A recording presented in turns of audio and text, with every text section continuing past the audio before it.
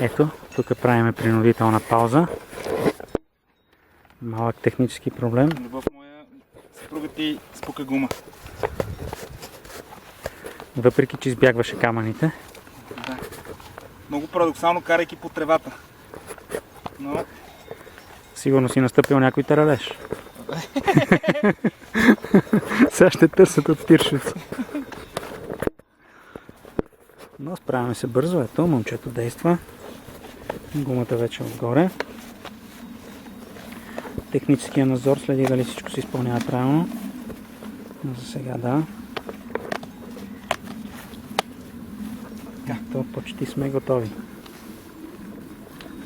Времето все още е хубаво, но се задават облаци. Така че ще трябва да побързаме да не ни настигне бурята.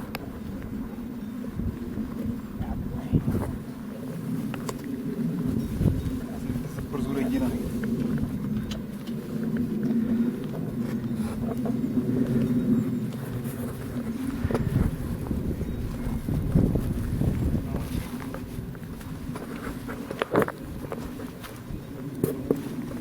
Направена помпата ми е направена за другата система вентили.